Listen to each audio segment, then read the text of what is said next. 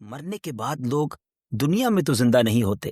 ہاں یقیناً قیامت کے دن اللہ تبارک و تعالیٰ پھر زندہ فرمائے گا، مگر اسی دنیا میں ایک واقعہ ایسا بھی پیش آیا کہ 70,000 مردے، جی ہاں 2 4 6 نہیں، 70,000 مردے زندہ ہو گئے تھے.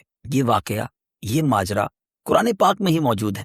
یہ حضرت حزقیل علیہ السلام کی قوم کا ایک بہت ہی عبرت انگیز اور انتہائی نصیحت آموز واقعہ ہے، جس کو خداوند قدوس نے قرآن مجید کی سورہ بقرہ میں بیان فرمایا. سب سے پہلے یہ جانتے ہیں کہ حضرت حزقیل علیہ السلام کون تھے. یہ حضرت موسیٰ علیہ السلام کے تیسرے خلیفہ ہیں جو منصب نبوت پر سرفراز کیے گئے. حضرت موسیٰ علیہ السلام کی وفات اقدس کے بعد آپ کے خلیفہ اول حضرت یوشع بن نون علیہ السلام ہوئے، جن کو اللہ تعالیٰ نے نبوت عطا فرمائی. ان کے بعد حضرت کالب بن یوحنا علیہ السلام حضرت موسیٰ علیہ السلام کی خلافت سے سرفراز ہو کر مرتبہ نبوت پر فائز ہوئے. پھر ان کے بعد حضرت حزقیل علیہ السلام حضرت موسیٰ علیہ السلام کے جانشین اور نبی ہوئے. حضرت حزقیل علیہ السلام کا لقب ابن العجوز یعنی بڑھیا کے بیٹے ہے، اور آپ ذوالکفل بھی کہلاتے ہیں. ابن العجوز کہلانے کی وجہ کیا ہے؟ یعنی بڑھیا کا بیٹا آپ کو کیوں کہا جاتا تھا؟ کہ آپ اس وقت پیدا ہوئے جب آپ کی والدہ ماجدہ بہت بوڑھی ہو چکی تھی، اور آپ کا لقب ذوالکفل اس لیے ہوا کہ آپ نے اپنی کفالت میں لے کر 70 انبیاء کرام علیہ السلام کو قتل سے بچا لیا تھا، جن کے قتل پر یہودی قوم آمادہ ہو گئی تھی. پھر یہ خود بھی اللہ کے فضل و کرم سے یہودیوں کی تلوار سے بچ گئے اور برسوں زندہ رہ کر اپنی قوم کو ہدایت فرماتے رہے. مردوں کے زندہ ہونے کا واقعہ یہ کیا تھا؟ اس کا واقعہ یہ ہے کہ بنی اسرائیل کی ایک جماعت جو حضرت حزقیل علیہ السلام کے شہر میں رہتی تھی، ان کے شہر میں طاعون کی وبا پھیل جانے کی وجہ سے ان لوگوں پر موت کا خوف سوار ہو گیا. یہ لوگ موت کے ڈر سے سب کے سب شہر چھوڑ کر ایک جنگل میں بھاگ گئے اور وہیں رہنے لگے. تو اللہ تعالیٰ کو ان لوگوں کی یہ حرکت بہت زیادہ ناپسند ہوئی. چنانچہ رب کریم عز و جل نے ایک عذاب کے فرشتے کو اس جنگل میں بھیج دیا، جس نے ایک پہاڑ کی اوٹ میں جا کر ایک چیخ مار کر بلند آواز سے کہا، موتو، یعنی تم سب مر جاؤ. اب یہ لوگ جن کی تعداد تقریباً 70,000 تھی، اس بھیانک چیخ کو سن کر بغیر کسی بیماری کے اچانک سب کے سب مر گئے. اب ان مردوں کی تعداد اس قدر زیادہ تھی کہ لوگ ان کے کفن دفن کا کوئی انتظام نہ کر سکے، اور ان مردوں کی لاشیں کھلے میدان میں بے گور و کفن 8 دن تک پڑی رہی. سڑنے لگی، تعفن پیدا ہونے لگا. پورے جنگل بلکہ اس کے اطراف میں بدبو پھیل گئی. غور کیجئے نا، 70,000 لاشیں ہوں بغیر کفن کے 8 دن تک پڑی رہیں تو کیا حال ہوا ہوگا. اب کچھ لوگوں نے ان لاشوں پر رحم کھا کر چاروں طرف سے دیواریں اٹھا دی تاکہ یہ لاشیں درندوں سے محفوظ رہیں. کچھ دنوں کے بعد حضرت حزقیل علیہ السلام کا اس جنگل میں ان لاشوں کے پاس سے گزر ہوا. اپنی قوم کے 70,000 انسانوں کی ناگہاں بے گور و کفن لاشوں کو جب انہوں نے دیکھا تو آپ کا دل رنج و غم سے بھر گیا. آپ دیدہ ہو گئے اور باری تعالیٰ کے دربار میں دکھ بھرے دل کے ساتھ گر گڑا کر دعائیں مانگنے لگے، اور کچھ اس طرح دعا مانگی کہ یا اللہ، یہ میری قوم کے افراد تھے جو اپنی نادانی سے یہ غلطی کر بیٹھے ہیں کہ موت کے ڈر سے شہر چھوڑ کر جنگل میں آ گئے. یہ سب میرے شہر کے باشندے ہیں، ان لوگوں سے مجھے انس تھا اور یہ لوگ میرے دکھ سکھ کے شریک تھے. افسوس کہ میری قوم ہلاک ہو گئی اور میں بالکل اکیلا رہ گیا. اے میرے رب، یہ وہ قوم تھی جو تیری حمد کرتی تھی اور تیری توحید کا اعلان کرتی تھی اور تیری کبریائی کا خطبہ پڑھتی تھی. آپ بڑے سوزے دل کے ساتھ دعا میں مشغول تھے کہ اچانک آپ پر یہ وحی نازل ہوئی کہ اے حزقیل علیہ السلام، آپ ان بکھری ہوئی ہڈیوں سے فرما دیجئے کہ اے ہڈیوں، بے شک اللہ تبارک و تعالیٰ تمہیں حکم دیتا ہے کہ جمع ہو جاؤ، تم اکٹھا ہو جاؤ. یہ سن کر یہ بکھری ہوئی ہڈیوں میں حرکت پیدا ہوئی اور ہر آدمی کی ہڈیاں جمع ہو کر ہڈیوں کے ڈھانچے بن گئے، اسکیلیٹن بن گئے.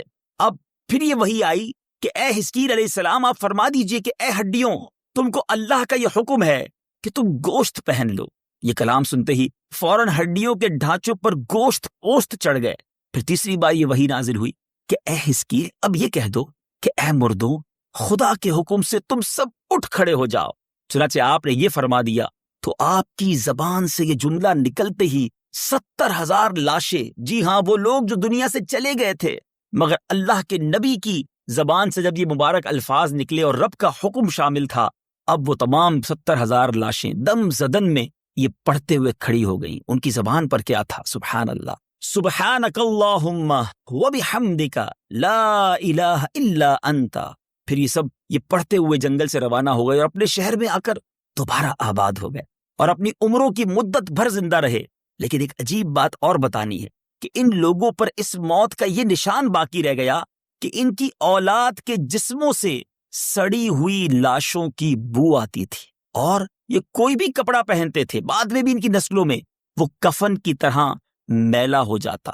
اب ایک اور عجیب بات سنیے، آج بھی ان لوگوں کی نسل میں یہ نشان موجود ہے. یعنی آج بھی ان کی نسل میں سے جو لوگ دنیا میں ہیں ان کے ساتھ ایسا ہی ہوتا ہے کہ ان کے جسموں سے سڑی ہوئی لاش کی بو آتی ہے، اور وہ جو بھی لباس پہن لے وہ کفن کی طرح میلا ہو جاتا ہے. میٹھے میٹھے اسلامی بھائیوں، یہ قرآن پاک میں واقعہ کہاں موجود ہے؟ یہ پارہ 2 ہے، سورہ بقرہ ہے، آیت نمبر 243. اے حبیب، کیا تم نے ان لوگوں کو نہ دیکھا تھا جو موت کے ڈر سے ہزاروں کی تعداد میں اپنے گھروں سے نکلے تو اللہ نے ان سے فرمایا مر جاؤ، پھر انہیں زندہ فرما دیا. بے شک اللہ لوگوں پر فضل کرنے والا ہے، مگر اکثر لوگ شکر ادا نہیں کرتے. میٹھے میٹھے اسلامی بھائیوں، عجیب و غریب واقعہ آپ نے سنا کہ 70,000 مردے زندہ ہو گئے. اب اس واقعے کو سننے کے بعد میں نے اور آپ نے کیا سیکھنا ہے؟ سیکھنا یہ ہے کہ دنیا میں ہم کہیں بھی چھپ جائیں، کہیں بھی سیکیور مقام تلاش کر لیں جو ہمارے نزدیک محفوظ ہو، مگر موت آ کر رہے. کیا ایسا کبھی ہوا تھا کہ 100 برس تک مردہ رہنے کے بعد کوئی پھر زندہ ہوا ہو؟ جی ہاں، ہمارے قرآن میں ایک ایسا واقعہ بھی موجود ہے. اکثر مفسرین کے نزدیک یہ واقعہ حضرت عزیر بن شرخیہ علیہ السلام کا ہے، جو بنی اسرائیل کے ایک نبی ہیں.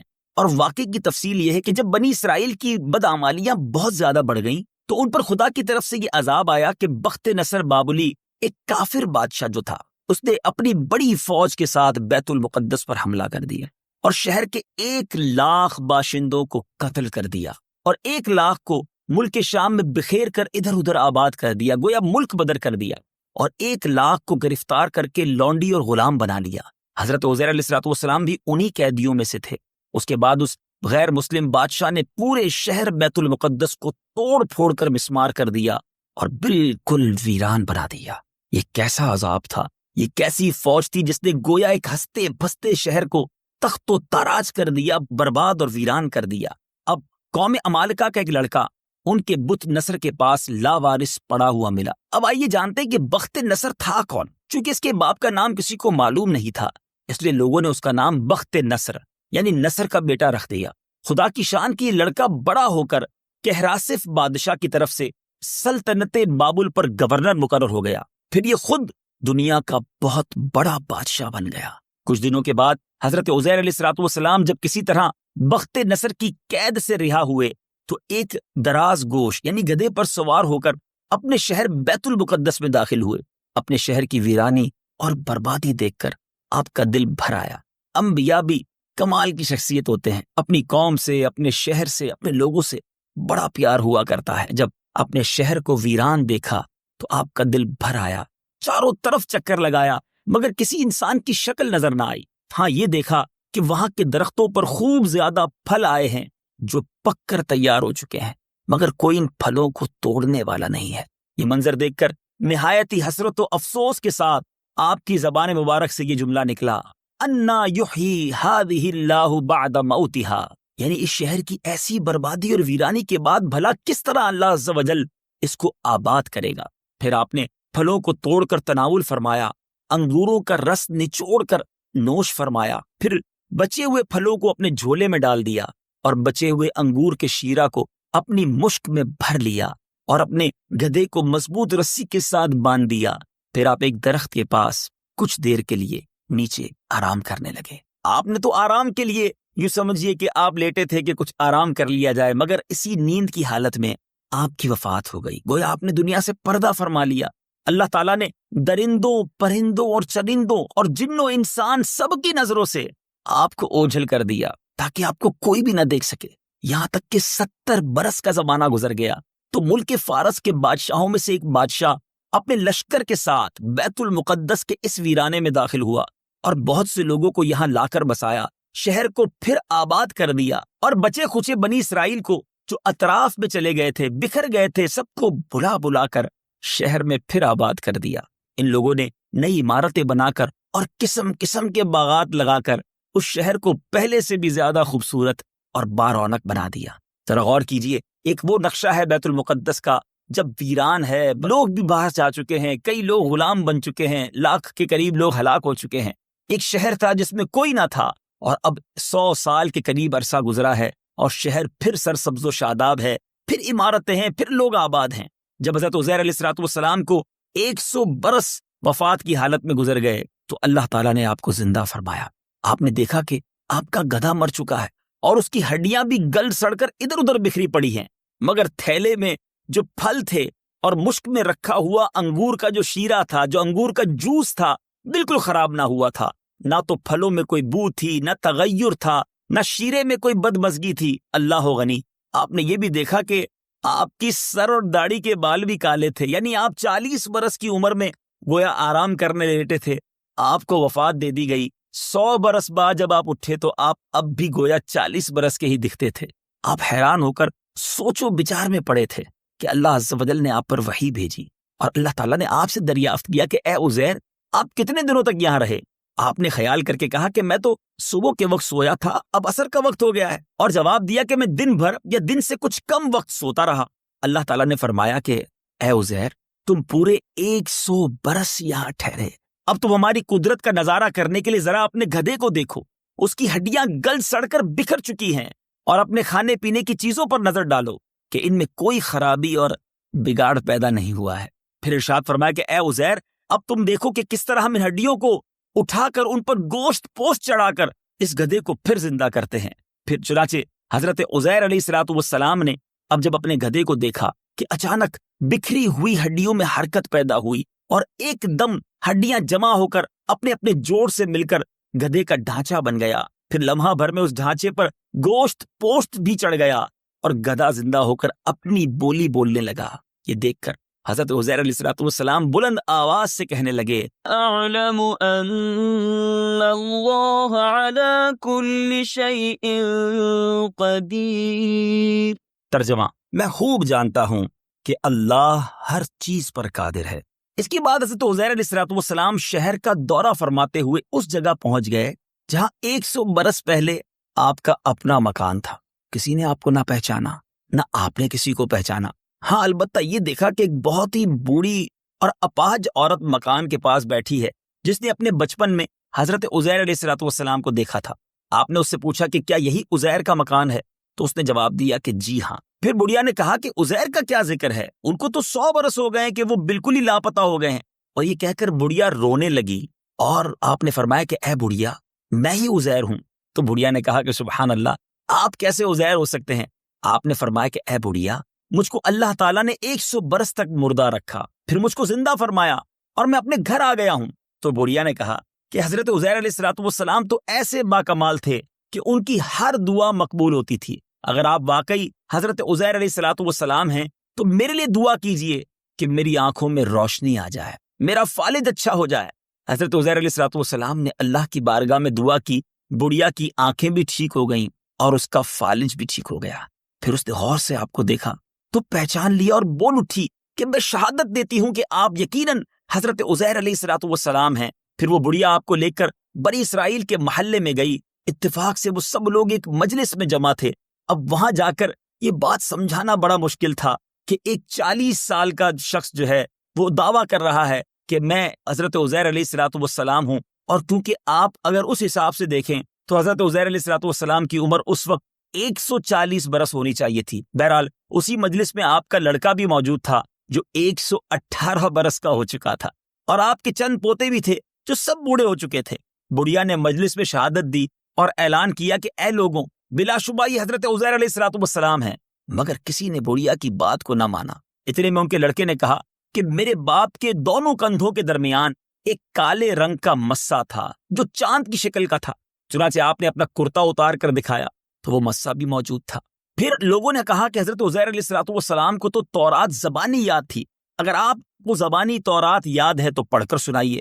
آپ نے بغیر کسی جھجک کے تورات شریف سنا دی۔ لوگوں میں سے تو کسی کو یاد نہیں تھی، اور بخت نصر بادشاہ نے بیت المقدس کو تباہ کرتے وقت 40,000 تورات کے عالموں کو چن چن کر قتل کر دیا تھا، اور تورات کی کوئی جلد بھی زمین پر باقی نہ چھوڑی تھی۔ اب یہ سوال پیدا ہوا کہ حضرت عزیر علیہ السلام نے تورات صحیح پڑھی ہے یا غلط؟ تو ایک آدمی نے کہا کہ میں نے اپنے باپ سے سنا ہے کہ جس دن ہم لوگوں کو بخت نصر نے گرفتار کیا تھا تو اس دن ایک ویرانے میں ایک انگور کی بیل کی جڑ میں ہم نے تورات شریف کو دفن کیا تھا۔ اگر تم لوگ میرے دادا کے انگور کی جگہ کی نشاندہی کر دو تو میں تورات کی ایک جلد برآمد کر دوں گا۔ اس وقت پتہ چل جائے گا کہ حضرت عزیر علیہ السلام جو تورات پڑھ رہے ہیں وہ صحیح ہے یا نہیں۔ چنانچہ لوگوں نے تلاش کر کے وہ زمین کھود کر تورات کی جلد نکال لی تو حرف بہ حرف وہ وہی تھی جو حضرت عزیر علیہ السلام نے زبانی تورات سنائی تھی۔ یہ عجیب و غریب اور حیرت انگیز ماجرا دیکھ کر سب لوگ یک زبان ہو کر کہنے لگے کہ بے شک یہ حضرت عزیر علیہ السلام ہی ہیں۔ میٹھے اور پیارے اسلامی بھائیوں، شاید یہ بڑی عجیب و غریب بات بھی ہے اور یہ بڑا عجیب و غریب سوال بھی ہے کہ کیا دنیا میں کوئی ایسا والد ہے جس کی عمر 40 سال ہو اور ان کے بیٹے کی عمر 118 سال ہو؟ ایسا دنیا میں ایک بار ضرور ہوا تھا جب حضرت عزیر علیہ السلام 100 سال کے لیے گویا دنیا سے پردہ فرما گئے تھے۔ یہ عجیب و غریب واقعہ قرآن مجید میں کہاں موجود ہے؟ یہ واقعہ بھی سورہ بقرہ میں ہے۔ یا کیا تم نے اس شخص کو نہ دیکھا جس کا ایک بستی پر گزر ہوا اور وہ بستی اپنی چھتوں کے بل گری پڑی تھی؟ تو اس شخص نے کہا اللہ انہیں ان کی موت کے بعد کیسے زندہ کرے گا؟ تو اللہ نے اسے 100 سال موت کی حالت میں رکھا، پھر اسے زندہ کیا۔ پھر اس شخص سے فرمایا تم یہاں کتنا عرصہ ٹھہرے ہو؟ اس نے عرض کی میں 1 دن یا 1 دن سے بھی کچھ کم وقت ٹھہرا ہوں گا۔ اللہ نے فرمایا نہیں، بلکہ تو یہاں 100 سال ٹھہرا ہے، اور اپنے کھانے اور پانی کو دیکھ کہ اب تک بدبودار نہیں ہوا، اور اپنے گدھے کو دیکھ جس کی ہڈیاں تک سلامت نہ رہیں، اور یہ سب اس لیے کیا گیا ہے تاکہ ہم تمہیں لوگوں کے لیے ایک نشانی بنا دیں۔ اور ان ہڈیوں کو دیکھ کہ ہم کیسے انہیں اٹھاتے زندہ کرتے ہیں، پھر انہیں گوشت پہناتے ہیں۔ تو جب یہ معاملہ ان پر ظاہر ہو گیا تو وہ بول اٹھا میں خوب جانتا ہوں کہ اللہ ہر چیز پر قادر ہے۔ واقعہ آپ نے سنا ہے نا، عجیب و غریب قصہ، مگر اس قصے سے ہمیں کیا سیکھنے کو مل رہا ہے؟ میرے رب کی شان کتنی نرالی ہے۔ ان اللہ علی کل شیء قدیر، میرا رب جب چاہے جو چاہے اپنی قدرت سے فرما سکتا ہے۔ ہمیں اس کی قدرت پر یقین کامل ہونا چاہیے۔ بعض اوقات ہم سمجھتے ہیں ناممکن ہے، مگر میرے رب کے لیے کوئی چیز ناممکن نہیں۔ ایک بات۔ دوسری بات یہ کہ حضرت عزیر علیہ السلام کے اس واقعے میں اللہ تعالیٰ کی کیسی شان سننے کو مل رہی ہے کہ آپ کا ایک بال بھی سفید نہیں ہوتا، آپ 40 سال جتنے ہی دکھ رہے ہیں، آپ کا گدھا جو ہے وہ گل سڑ کر ہڈی اس کی ہڈیاں بھی بکھر جاتی ہیں، دوسری طرف آپ کے پھل بھی سلامت ہیں، آپ کا انگور کا شیرہ بھی ٹھیک ہے، اور پھر رب نے چاہا تو وہ گدھا پھر سے زندہ بھی ہو جاتا ہے نا عجیب بات۔ مگر سیکھنے کو یہ مل رہا ہے کہ اگر ایک ہی قبرستان ہو، ایک جیسی ہی قبریں دکھ رہی ہوں، ایک قبر کے مردے کی ہڈیاں بالکل گل سڑ سکتی ہیں، اور اللہ والوں کی قبر جو ہے ان کے مزارات میں وہ بالکل صحیح سالم اور حشاش بشاش بھی رہ سکتے ہیں۔ رب کی رضا جس میں ہے، اللہ جسے چاہے اسے اپنی حفظ و امان میں رکھے۔ جبھی تو شاعر لکھتا ہے جبھی میلی نہیں ہوتی دہن میلا نہیں ہوتا، غلامان محمد کا کفن میلا نہیں ہوتا۔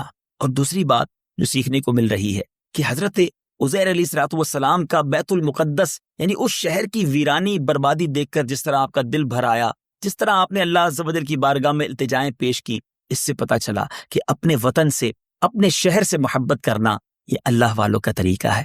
ہم کہیں بھی چلے جائیں، جو موت کا وقت ہے وہ آ کر رہے۔ موت کے خوف سے شہر چھوڑنا، موت کے خوف سے ملک چھوڑ دینا، موت کے بارے میں یہ سوچنا کہ میں کہیں محفوظ ہو جاؤں گا تو موت نہیں آئے گی، نہیں، کر لے جو کرنا ہے، آخر موت ہے، ایک دن مرنا ہے، آخر موت ہے۔ موت سے بھاگنے کی بجائے موت کی تیاری کیجیے۔ آخرت میں ایسے اعمال ہمارے کام آئیں گے جو ہم نے دنیا میں اچھے کیے ہوں گے، تو کیوں نہ موت کے خوف سے، موت سے دور بھاگنے کی بجائے موت کی تیاری میں لگ جائیں۔ مرنا تو ہے ہی، تو کیوں نہ اللہ کو راضی کرنے والے کام کریں، خود قرآن پاک ہی کی تلاوت اپنا معمول بنا لیں۔ تو روایتوں میں آتا ہے کہ قرآن میں کئی ایسی صورتیں ہیں جو مرنے کے بعد بہت کام آئیں گی، بلکہ سورہ ملک کے بارے میں تو یہاں تک آتا ہے کہ وہ عذاب قبر سے بچانے والی صورت۔ تو یہی نیت کر لیں، روزانہ رات کو سونے سے پہلے سورہ ملک کی تلاوت کر لیں تو انشاءاللہ قبر میں راحت ہو جائے گی۔ قرآن پاک کے بارے میں آتا ہے کہ یہ انسان کی قیامت کے دن شفاعت کرے گا، تو قرآن پاک سے دوستی سچی کر لیجئے اور اپنی موت کی تیاری کیجیے۔ میٹھے اسلامی بھائیو، اسی بات پر ایک بڑا عجیب و غریب واقعہ ہے کہ منقول ہے کہ بنو امیہ کا بادشاہ عبد الملک بن مروان جب اس کے ملک شام میں طاعون کی وبا پھیلی تو وہ موت کے ڈر سے گھوڑے پر سوار ہو گیا اور شہر سے بھاگ نکلا، اور ساتھ میں اپنے کچھ خاص غلام اور کچھ فوج بھی لے لی۔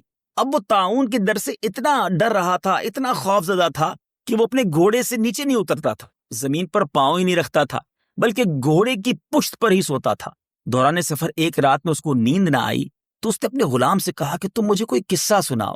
تو ہوشیار غلام تھا، اس نے بادشاہ کو نصیحت کرنے کا موقع پا کر ایک واقعہ اسے سنایا۔ بادشاہ سے کہتا ہے کہ حضور، ایک لومڑی اپنی جان کی حفاظت کے لیے ایک شیر کی خدمت گزاری کیا کرتی تھی کہ کوئی درندہ شیر کی ہیبت کی وجہ سے لومڑی کو نقصان نہیں پہنچاتا تھا۔ اب جو لومڑی تھی نہایت بے خوفی کے ساتھ، اطمینان سے شیر کے ساتھ زندگی بسر کرتی تھی۔ اچانک ایک دن ایک عقاب لومڑی پر جھپٹا تو لومڑی بھاگ کر شیر کے پاس چلی گئی اور شیر نے اس کو اپنی پیٹھ پر بٹھا لیا۔ تو عقاب نے دوبارہ جھپٹا اور لومڑی کو شیر کی پیٹھ سے اچک کر وہ ہوا میں لے کر چلا گیا۔ اب لومڑی چیختی رہ گئی، چلا چلا کر شیر سے فریاد کرنے لگی۔ تو شیر نے کہا کہ اے لومڑی، میں زمین پر تو تمہاری حفاظت کر سکتا تھا، لیکن اگر آسمان سے کوئی تم پر حملہ کر دے تو میں اسے کیسے بچا سکتا ہوں؟ وہاں میری بادشاہی تمہیں نہیں بچا سکتی۔ اب میرے میٹھے اسلامی بھائیوں، جب یہ بات بادشاہ نے سنی، عبد الملک بن مروان نے سنی، تو اسے عبرت حاصل ہوئی۔ اس کی سمجھ میں آ گیا کہ میری فوج ان دشمنوں سے تو مجھے بچا سکتی ہے جو زمین سے مجھ پر حملہ آور ہوں، لیکن اگر کوئی آسمانی بلا نازل ہونا چاہتی ہے اور بلکہ موت مجھ پر حملہ آور ہونا چاہتی ہے تو پھر دنیا کی کوئی طاقت میری حفاظت نہیں کر سکتی۔ ہاں، حفاظت کرنے والا ہے رب عز و جل، تو کیوں نہ اس کی طرف لو لگائی جائے، اس کے ساتھ ایسا تعلق کر لیا جائے جو دنیا میں بھی خیر ہو جائے اور آخرت میں بھی خیر ہو جائے۔ بادشاہ اطمینان کے ساتھ اپنے گھر واپس چلا گیا اور اپنے شاہی محل میں سکون کی زندگی گزارنے لگا۔ ہم سب کے لیے اس میں درس ہے۔ ہم بعض اوقات کچھ پیسے کما کر، کچھ تعلقات بنا کر، کچھ سورسز لگا کر سمجھتے ہیں کہ اب میرا کوئی نہیں بگاڑ سکتا۔